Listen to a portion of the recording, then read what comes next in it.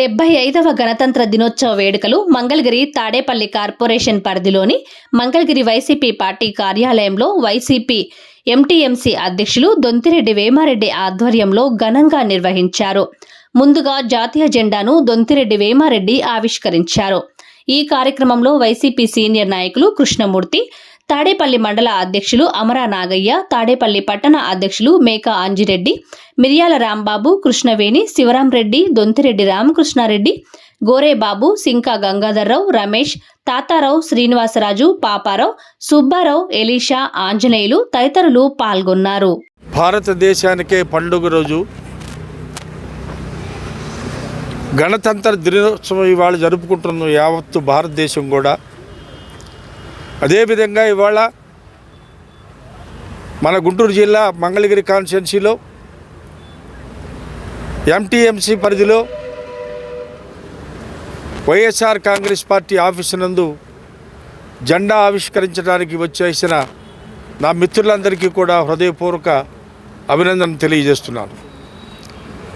ఇది 75వ గణతంత్ర దినోత్సవం. అంటే సుమారు రమారమిగా 77 ఏళ్ళు మనకు స్వాతంత్ర్యం వచ్చి జరిగింది.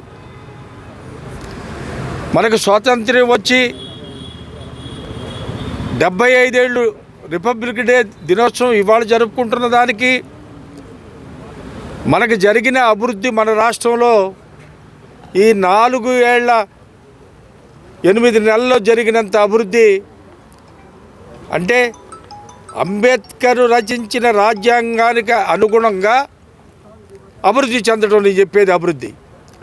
ఆ విధమైన బడుగు బలహీన వర్గాల వాళ్ళందరికీ కూడా ఉపయోగపడే విధంగా మన ముఖ్యమంత్రి వైఎస్ జగన్మోహన్ రెడ్డి గారు తన పరిపాలన సాగిస్తున్నారు.